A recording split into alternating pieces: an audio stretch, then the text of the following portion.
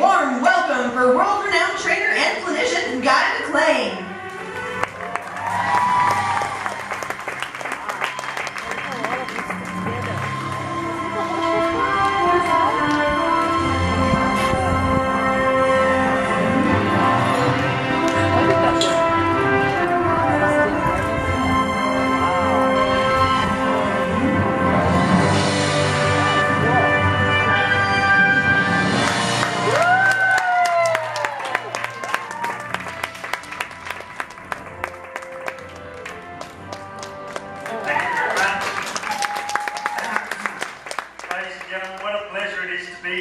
At the Kentucky Horse Park and to be a part of the breeds demos every day. I've been very impressed with the way all these beautiful horses have been presented, and it's a real thrill to be a part of it. Could you please give the girls one more big round of applause?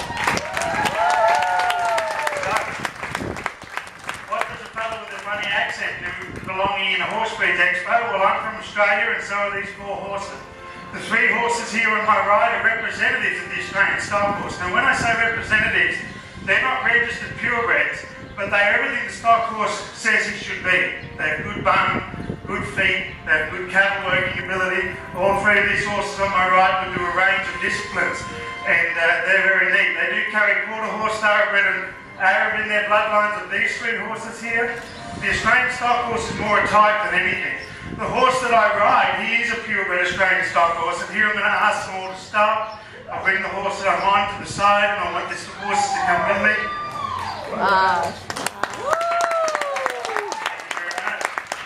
What I'll do now is I'll put my hand on the gelding's head and ask him to stand still. Now I'm going to show you how the Australian stock horse is ridden in classes back home in Australia. The saddle I ride is a half-breed. It's half Australian stock horse, half Western saddle. This is a training saddle back home. We ride in the bush with a lot. The Australian stock saddle is more like a dressage saddle with the knee pads that are in front of me. The Australian stock horse is asked to be ridden up into 2 hands in his training, very much like a dressage horse, but he must have a good start. He must have a really neat rollback, because these horses are our cow horses. These are the ones that we gallop through the bush every day. We need to be able to stop and turn on a cow. We need to be able to get over here, change direction. If we needed to jump a big log in Australia, we wouldn't use this one. Here I can ask him there, but not only is he that, but he's known as a breed for every need. This horse thinks he's an Andalusian. He goes to the right and to the left.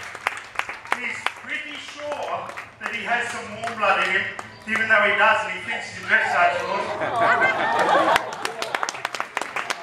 only that, he thinks he's one of those horses at Walmart that you put coins into. Very nice. Not only can he canter sideways, or can he canter forwards, this special little horse can canter backwards.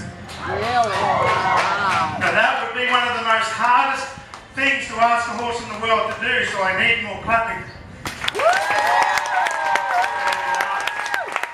Have a look at these horses in the middle.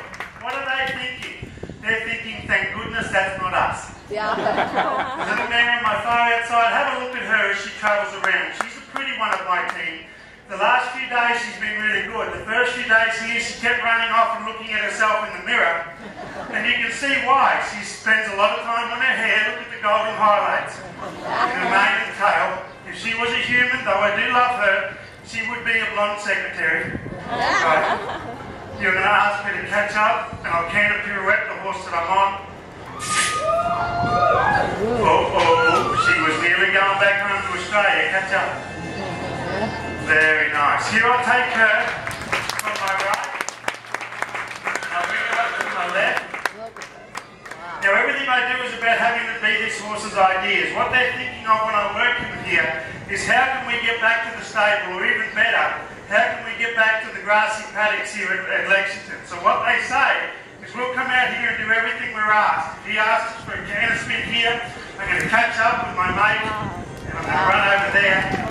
If he asks me to stop, change direction, go from my left up to my right. If he rides forward and looks down at my legs, that's my cue. Pick my feet up, lay down. So, everything I do, I'm trying to make it their idea. They're not laying down there because I tell her to.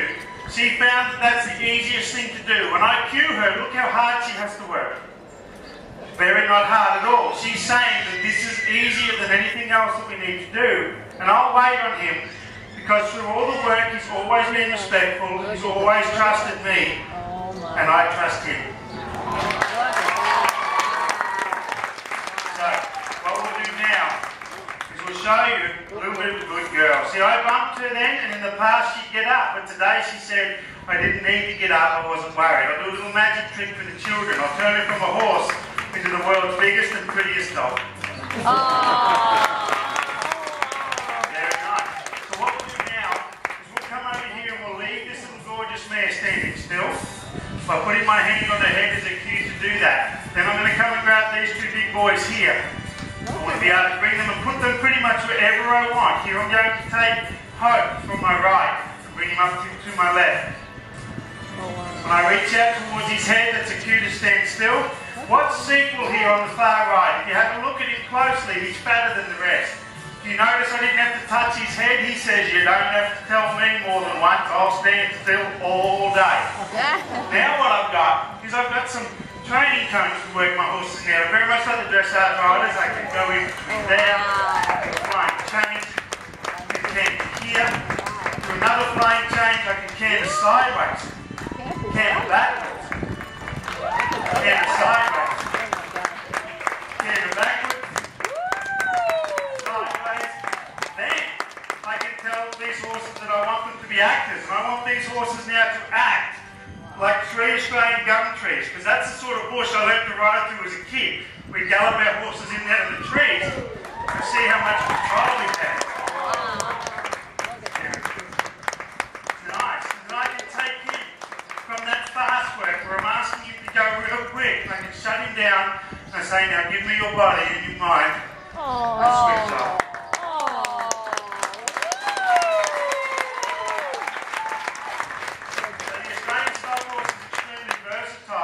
He's a lot of high energy, and yet we can do that kind of work. And I can drop my rein and ride him off and expect him to walk along all day. These are a partner in the bush for us. We ride in Australia. These horses make us stronger and faster and more quick. In Australia, they use a lot of mechanical gear now. They'll use helicopters and motorbikes to muster their big properties, work their cattle, but a lot of them are going back to the horse because there's no better animal to work with other animals than this. Here we're going to lay him down. I'll bring spin Abby, side pass over the top of this horse here. Right. Look at that. Right. I'll bring this gorgeous little mare, and I want you to watch how she hops on. She's got her own special way of getting on here. Look at this. Now I'll bring the big number 1. This is my bridleless and saddleless horse, and he finishes off with 3 over the 1. So, how did I learn all of this? Was I trained by an Olympic rider? Was I trained in the circus? No. I grew up as a little boy wanting to be a world-renowned horseman. My parents weren't really into horses that much, other than that we had 50 horses that we took rides on, very much like the guest horses here at the park. And it was my job to train those horses up for people to ride. And when I wasn't training them, I was thinking of how I could be the world's best horseman. As a trainer, we bring horses in and we train them for someone else who's got more money than us. We get the horse to a high level and we give the horse back to the owner, and I cry for a week. Then as a top owner, a lot of the top trainers, they train their horses to the highest level. They get them to Olympic level, then they sell them and they have to start again. I wanted to create a business that would allow me travel the world with my own horses. These horses will never be sold. They will travel the world to show how wonderful these creatures are. I'm paid by doing demonstrations like this, selling my training DVDs and my posters, and so I'm also paid with applauses everywhere I go. So here I'm going to put my 2 whips above their head. Spin Abby, that was a really good effort of his. Yesterday he got a little bit worried and run out, so I'm really happy that he stayed there. Good boy. What I'll do now is I'll hop back onto him, side pass here, and just before I go, Prefect Radio Ranch Equipment sponsor me all around the country, and I must thank them. I'd also like to devote the next 5 seconds to any other sponsors who want to jump on board. That would be your 5 seconds. Ladies and gentlemen, I have training DVDs, I have poetry, I also have my posters that I can sign for you. Wesley Snipes, Mel Gibson, I've done them all.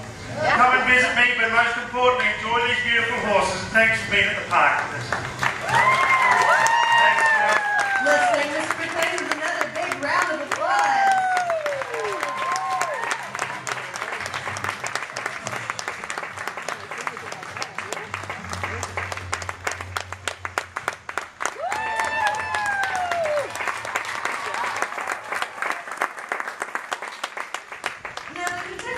Has been open since 1978, and one thing we have learned in the past few years is